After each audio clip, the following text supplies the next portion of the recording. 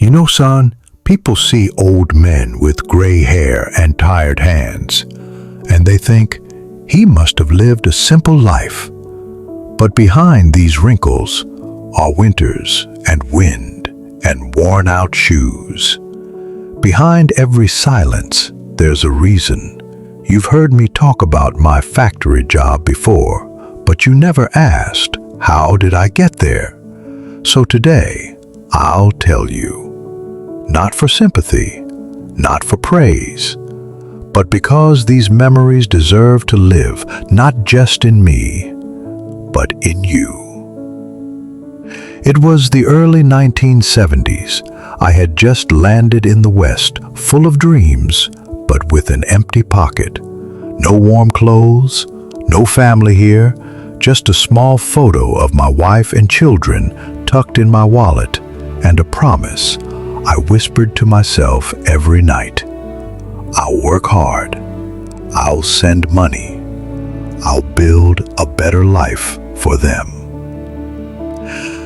I found work in a steel factory. It wasn't much, but it was enough. There was just one problem. It was far, 6 miles, one way, and I didn't have the fare for a bus. So I walked, day after day, through fog, snow, and silence. People today won't believe it, but I used to wake up before sunrise, not to sip tea in peace, but to lace up my shoes and prepare for the cold. My shoes? They had holes. Some days I lined them with newspaper. Other days I wore plastic bags between my socks and soles just to keep the water out. No coat, no gloves, but plenty of hope. I'd walk along the edge of the road, hands in my pockets, breath turning white in the cold morning air. Some cars passed. No one stopped. Some people stared. No one asked. But that was okay, because every step I took meant one less coin spent and one more coin I could send back home. You might ask, why didn't you take the bus, Grandpa? I'll tell you why. The fare was just a few pence, but in our village, that same money could buy milk for a baby, a pencil for your father, or even rice for a whole family. I wasn't just working for myself, son. I was working for an entire household, thousands of miles away. Some nights, after a 12-hour shift, I walked back home in darkness, hungry, tired, but never empty, because I knew every blister on my feet was a gift to someone I loved. In the small room I rented, there were 4 of us. We came from different villages, different tongues, but we all walked the same road.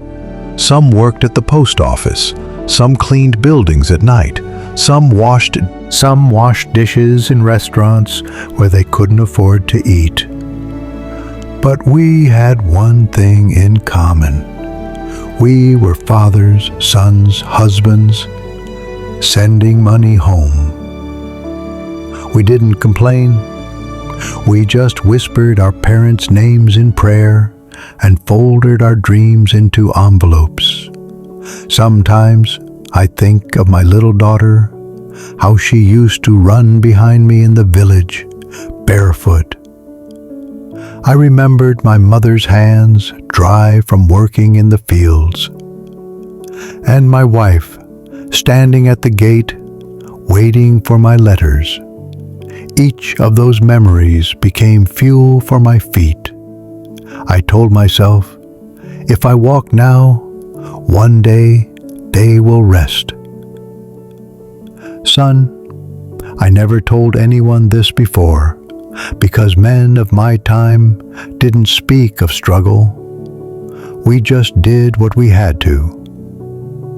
But now, as I sit here with you, in a warm room, with slippers on my feet, I realize the road I walked shouldn't be forgotten because you live on a foundation built by sacrifice. Your comfort came from our pain, your future from our past. So the next time your shoes feel heavy or your path feels long, remember your grandfather who walked 12 miles every day, not because he had to, but because he chose to. I didn't do it for money.